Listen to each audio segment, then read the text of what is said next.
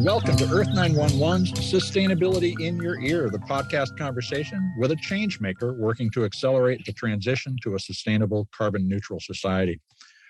You know, some days when I read the news, I cannot help thinking of W.B. Yeats' poem, The Widening Gyre. He wrote, "Things fall apart, the center cannot hold. Mere anarchy is loosed upon the world, the blood-dimmed tide is loosed, and everywhere the ceremony of innocence is drowned. The best lack all convictions, while the worst are full of passionate intensity." My guest today, Eve Darian-Smith, recently published Global Burning, Rising Antidemocracy in the Climate Crisis. The book describes and analyzes the environmental policies of authoritarian governments, including the Trump and Bolsonaro administrations in the United States and Brazil, and Australia's recently deposed Prime Minister, Scott Morrison. Eve is chair of the Department of Global and International Studies at the University of California, Irvine. She sees a crisis for democratic nations as these strongman leaders blend anti-environmentalist populism with increasingly authoritarian approaches to governing. And climate change is a global problem that nationalists and populists resist actively. With the United States headed into a contentious midterm election season, we wanted to discuss what voters should be thinking about and on the watch for when choosing candidates that they expect to represent them in global negotiations in response to climate change. Welcome to the show, Eve. How are you today? I'm wonderful. Thank you so much for having me on the show, Mitch. Well, thank you for writing the book. It makes a striking case that authoritarians are nationalist, xenophobic, anti-environmentalists. And they use the environmental movement as a whipping boy, basically, to fire up their backers. Why is scaling back environmental protections a winning strategy for these strongmen? Great question. We've seen neoliberal policies for the last 30, 40, 50 years, increasingly witnessing the takeover by corporate interests of our governmental leadership and policies. But I think we've come to a head at this point with a global lean towards extreme right leadership around the world in many, many countries that are claiming to be so-called liberal democracies, including, of course, under the former President Trump. And I see that these leaders, are increasingly working in cahoots, as it were, in collusion with multinational corporations, particularly the mining and energy sector. Mm-hmm. So there's a we're at a moment in which the overlap between political leadership and multinational corporate takeovers of that leadership has really come to a new crescendo. So there's a collusion, as I say, between extreme right leaders and the energy mining sectors in particular, but we also see it in agribusiness mm-hmm. and pharmaceuticals and banking and so on, this sort of corporate influence on our political systems. And that, to me, is where we're at right now with the rolling back of many environmental protections. Under former President Trump, 50 years of environmental protection legislation was rolled back in his 4-year term. Mm-hmm. And we see similar rolling backs of environmental protections in Brazil, in Australia, and many other countries across Europe. So this is a new sort of crisis that I think we need to join the dots between corporate power and anti-environmental policies. Now, your book's other main theme or metaphor is wildfire, which, of course, is much more prevalent than it was in the past. And it's deeply connected to that corporate scheming you're talking about. So what I wanted to ask you to start off with is a description of how PG&E, Pacific Gas and Electric, led to death, massive destruction, and a global smoke bomb that went off in the last several years. How did they get away with that?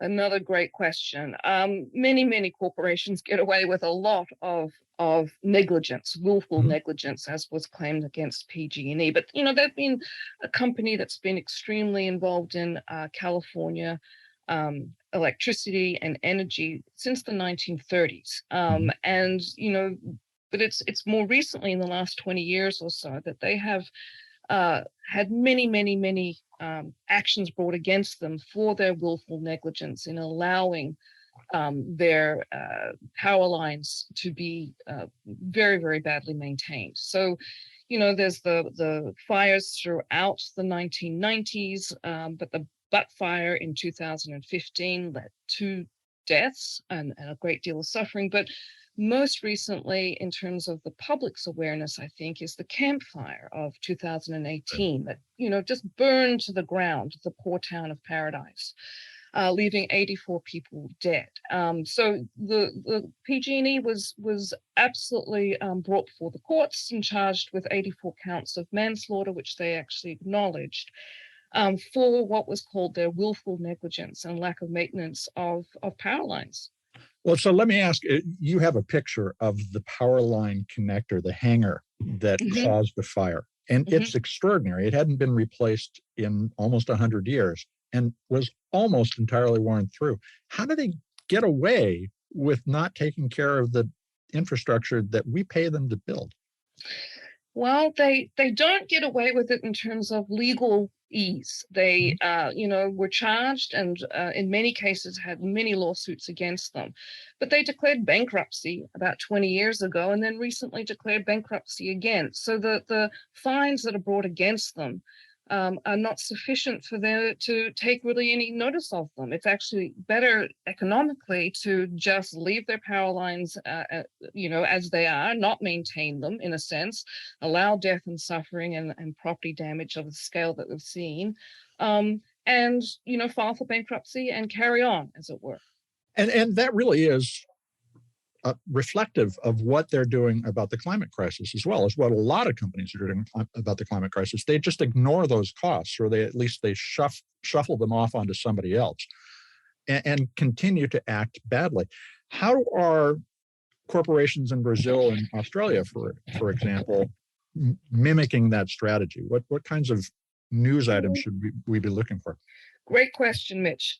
Yes, in 2019, Bolsonaro came to power as president of Brazil, precisely addressing the big, large agribusiness and mining sectors, saying that he would allow clearing of the rainforests and allow them to actually reap huge benefits by grazing, mining, and production of soybean. So this is an explicit moment in which corporate interests have influenced politics, and the companies have been allowed to get away with enormous environmental degradation. Of course, doesn't just affect Brazil, but affects the entire world because of the rainforest's enormous importance in absorbing carbon. And in Australia, there's been decades of mining corporations. The Australian economy is very much depending on the mining sector, and it produces an enormous amount of minerals and gold and uranium for the rest of the world. But the mining sector has been allowed to just basically unregulated, has dug huge mining pits and contaminated through toxins and pollutants into the water table huge areas of the Australian landscape.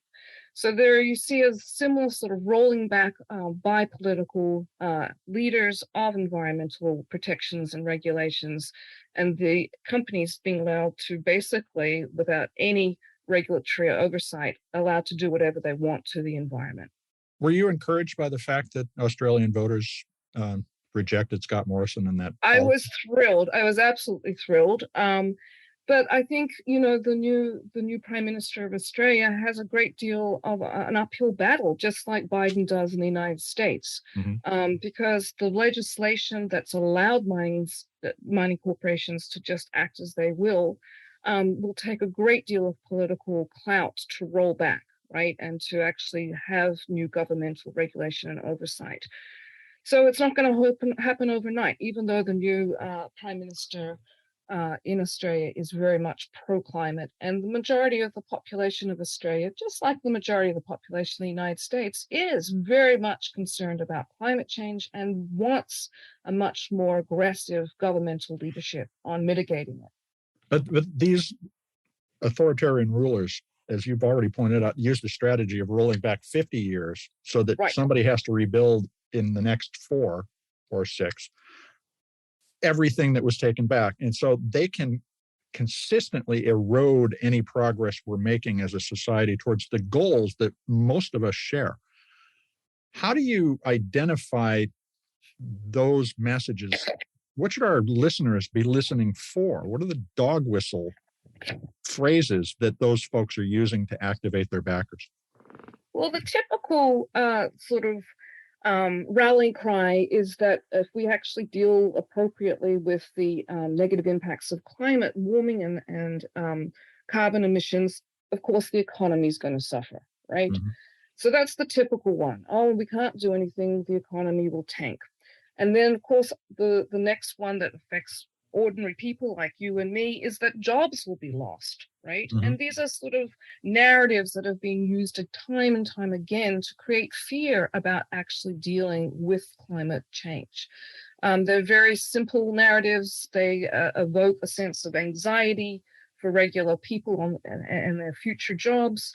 And for most of us, the climate science we accept, but it's hard to understand how that impacts economies and markets and banking and the finance sector. And so for regular people, there is a fear generated, and it's hard to push back against those very prevalent and insidious narratives that we're all going to suffer if we actually do anything. And of course, now with the Russian invasion into Ukraine and the problems globally of gas prices, people are really suffering economically and feel it very immediately, even when they go to the gas station. So it's hard to push back against these dominant narratives that we shouldn't do anything about climate. And those narratives always focus on today and what we can currently count rather than estimating and accounting for future damage, which is, and one of the things I've heard recently a lot is we shouldn't put a price on carbon. You can't count the social cost of global warming. But in fact, that's the legacy that we're leaving for our future. Is there a political movement developing in response to this that we can count on? I think there is. And I think that the political movement is very much nurtured and emerging at the grassroots level. So I think, there's lots of organizations, communities, local councils, schools, indigenous tribes across countries and continents. There's a sort of an enormous array of activism and social justice movements tied to environmental justice issues that I think is galvanizing and mobilizing people across a diverse array of, sectors and classes and so on. So I am hopeful that there will be a pushback. We see this in shifting governments. Slovenia in April of this year changed from a right-wing government to a left-leaning government and pushing environmental protection narratives. We see this in just very recently in France, where Macron, the president, now has to share the National Assembly with both extreme right members, but also a much larger left-leaning alliance of union, labor groups, and environmental justice groups. So it's there. You see it, in this sort of formal political arena, but you also see politics on the ground that I think is really representing and reflecting people's concerns. Enormously important groundswell, I think. So, thinking about what they might be working towards as a movement, should we reimagine the way that we finance and regulate energy and build energy infrastructures and other investments that are going to be more and more climate related, such as building seawalls? Is the way we structure our financing of the infrastructure appropriate for the times? I don't think so. I don't have an easy solution, but I think we need to rethink the financing, which has really given an enormous amount of power to what are virtually monopolies, right? So even PG&E basically has a monopoly on many people's power. They have no other option. So, public utilities used to be owned by by the state and by state governments. They were there for the benefit of the majority of the public. Public utilities now are basically private corporations with very little oversight, even in California, which is a progressive state. So, yes, I think the sort of financing of these infrastructure projects, whether it's docks or whether it's electrical companies or whatever, roads and freeways, there needs to be a much more, I think, aggressive take back by state government oversight of these monopolies and build back, better, but with the states much more actively and aggressively involved.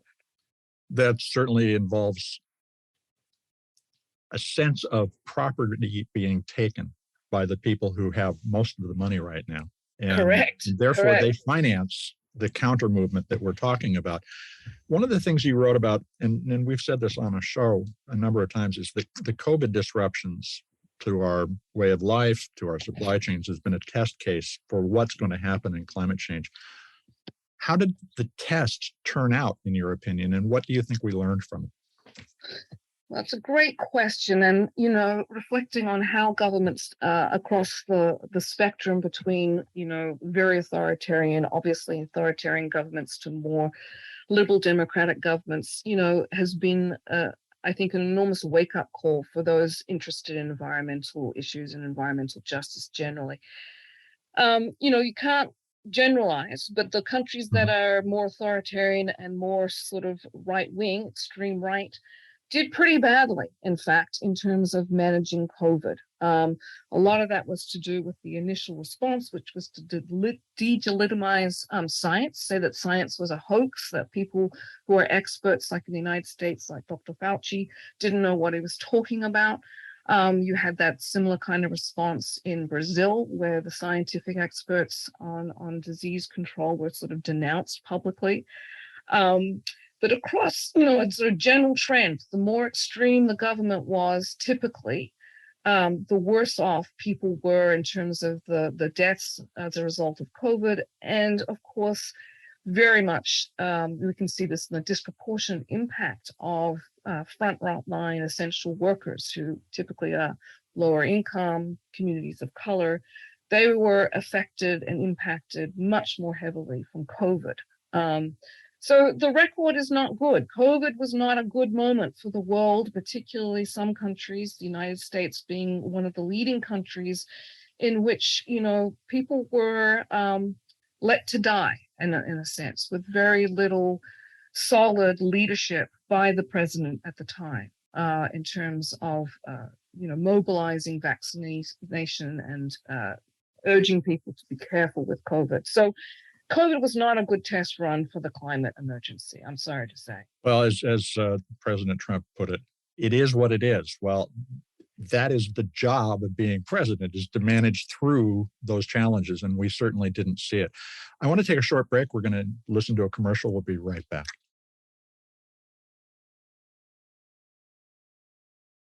Well, we're back to continue the conversation with Eve Darian-Smith of the University of California, Irvine, about her new book, Global Burning, Rising Antidemocracy in the Climate Crisis.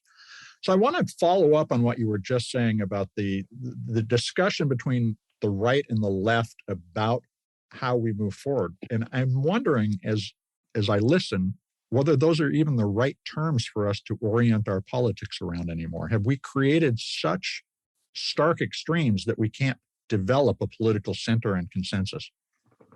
Great question. And I think it's an important one to think at this moment of crisis and emergency about what the new kind of narrative of politics and political organizing would be. I do think that the very, mainstream left-right continuum across the political landscape is no longer really that effective in thinking about how we can move forward. I think there need to be a new kind of center, and a centering on humans' relationships with the natural world. I mean, we're really looking at, the possible extinction of many, many, many species, including the human species, if we continue on with the trajectory that we've entered into in the current moment. So it's a provocative question, and I think a very important one.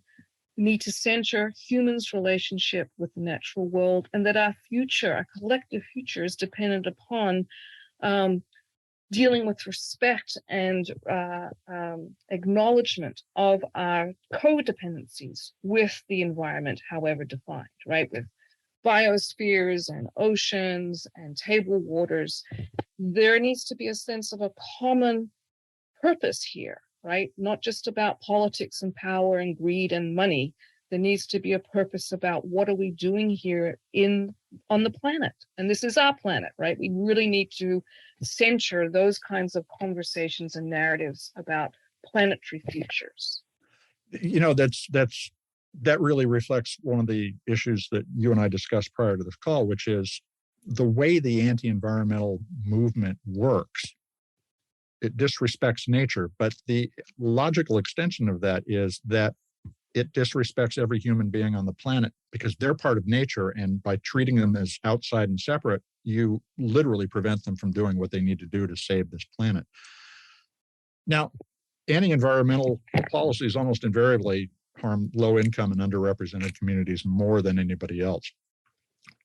And there's obviously a relationship between this rising political movement and inequality. What kinds of policies should pro-environmental voters support as we move into this next phase of dealing with the planet that we've made?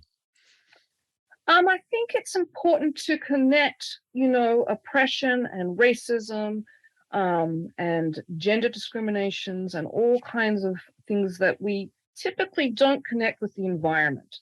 So, we saw the Black Lives Matter movement, the Me Too movement, global ramifications, new kinds of conversations about long-standing discriminatory practices, structural racism, and so on. But I would like us as a public to make those connections to also environmental racism, environmental justice.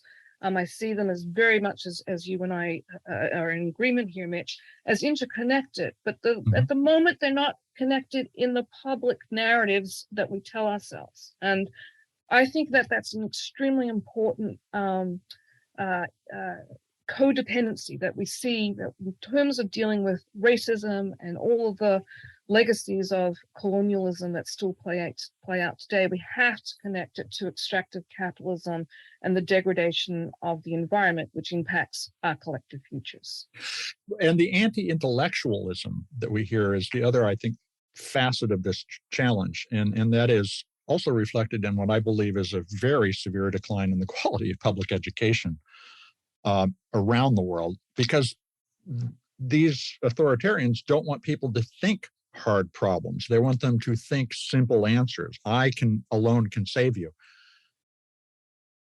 Now, one of the things I see emerging is a new conflict between corporations with some sense of social purpose and these political leaders. Disney in Florida, for instance, Apple's embrace of diversity was an early example of this as well. The negative role of corporations may be giving way to two different types of corporations. And do you see that potentially ending the close alliance between the far right and business? I would like to think that that's the case, that there is going to emerge a wave of corporations that are truly making a difference. I'm a little bit cynical about how deep the corporations and their ethical, I don't want to say propaganda, but their new sort of branding of being ethical corporations, how deep and impactful they are in the long term. Because if you dig down deep, Disney has also been involved for decades in extraordinarily bad decision-making and policies with respect to the environment and discrimination in social, cultural contexts as well. So I'm pleased that there are these moments in which corporations and big, powerful corporations are making a stand. I'm just not sure that in terms of the sort of long-term ramifications, we're going to see that much of a divergence between those companies, as it were, on climate side versus those companies that are continuing to log and deforest the rainforests. I'm just not sure. I'm hopeful. And it's good to see it, but I'm also thinking it's a little bit of a branding exercise at certain. For sure. I think the other word other than cynical is to be skeptical. And Sure. I certainly share that skepticism. I do talk with a lot of companies and work with companies on how to tell these stories in a way that do engage real, honest dialogue. But the challenge is always helping them take the next step towards that level of responsibility. Of course. Absolutely, of course. And so, what kinds of things can we do as a society in terms of policy setting that can help bring these corporations more towards the people's side of this debate than the rulers' side of the debate?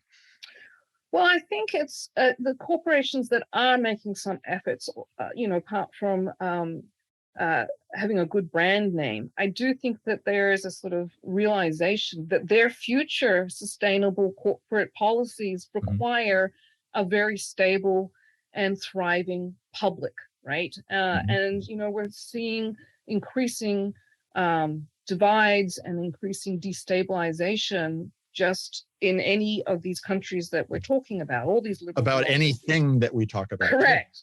So I think, that the companies need consumers, and they need people that have jobs, and they need people that have stable lives and solid futures and future trajectories, so that they actually are a part of the capitalist system, a functioning capitalist system. So to me, I suppose, I think the bigger message is that companies should pay attention to the instability of social life right now and see that they actually can play a part in restabilizing our economy and restabilizing democratic systems where there are checks and balances and people feel that there's some equity, there's some future hope, there's optimism about the economy, and so on. So that's the bigger message, I think, that corporations are slowly getting a handle on, that their actual future is dependent upon a stable society.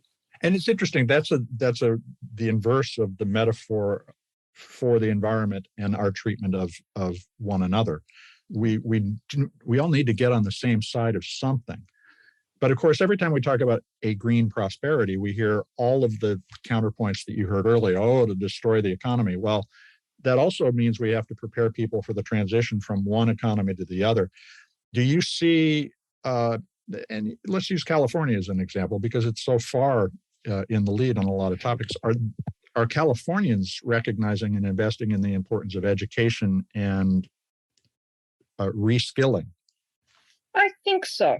The education system, as we know in California, has been gutted for decades. And state governments are not that supportive, or at least haven't been in recent years. But I do think now that there's a thinking about the importance of education, K through 12, and also higher education. You do have the legislature really now, I think, pumping money into public education and seeing it as a public good. And so I am optimistic that certainly California will be taking the lead. Though, as I say, it also has a lot to catch up on. Higher education in particular has suffered tremendously in recent years. So what would you say the most important policy topics for a progressive or at least tolerant voter, let's put it that way, should be looking at and encouraging their representatives to support? Policy, I think obviously the translation from a fossil fuel dependent society to renewable energy is the biggest conversation, and I think the most important. University of California has just recently decided, huge public education system to divest from fossil fuel investments. I think that's an extremely powerful message that companies, public utilities, all sorts of institutional, financial institutions and so on can divest from fossil fuels. So that's the biggest, sort of producer of fossil fuel production of greenhouse gas emissions. It's the most significant policy that we can turn around, I think. But then there's many other kinds of policies about mining leases, offshore, solar energy, huge numbers of policies that affect people on the ground in terms of water use, So, I think for the general public, it's just being very skeptical about simple narratives, about asking hard questions of their political representatives, of not just sort of settling for all that it hurts the economy. Because I do think people are going to have to change their attitudes and their behaviors, Mitch. It's not going to be easy. And we have to face that fact. I mean, people have uh, a strong resistance to change, and certainly a strong resistance to change that means that they may actually have to not live such an easy, accessible lifestyle that they have become used to.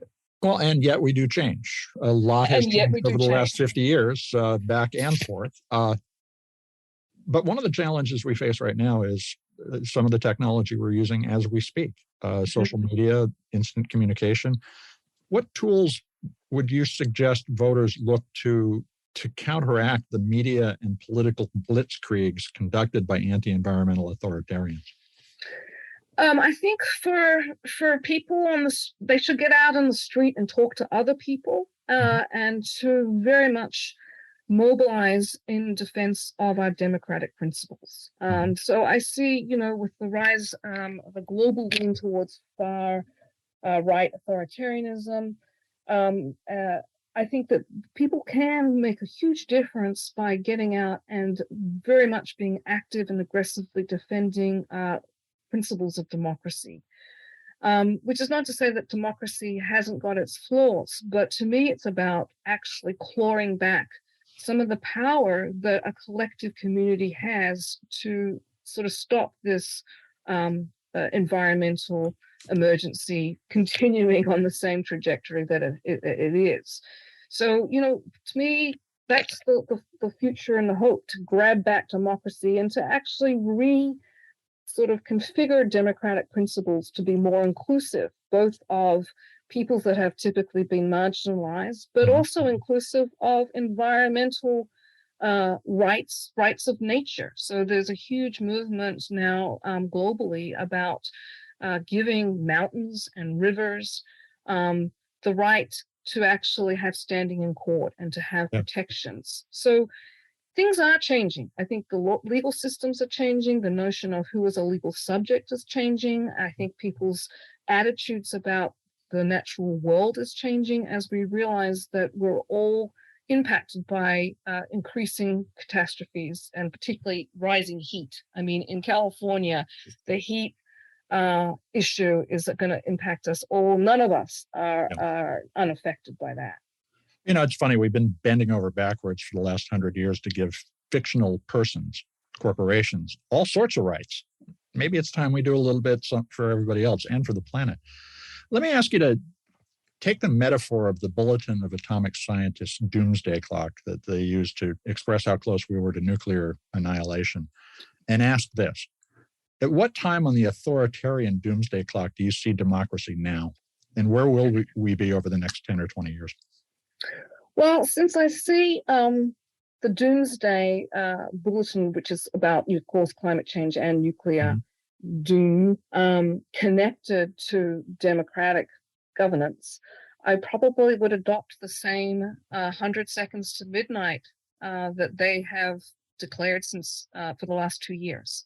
So that's their declaration. I would agree. We're 100 seconds to midnight in terms of turning around the global lean towards authoritarianism, because we're seeing that more and more people, even those in liberal democracies, leaders are getting into power and then changing the constitution, changing the laws with respect to term limits, and sort of enabling themselves to have unlimited impact and power over the long term. So I see that we're in a very dire position with respect to democratic principles around the world. And we really, really, really need to claw back our right to have our voice in government. I appreciate your candor about that. It is terribly difficult to hear you say that.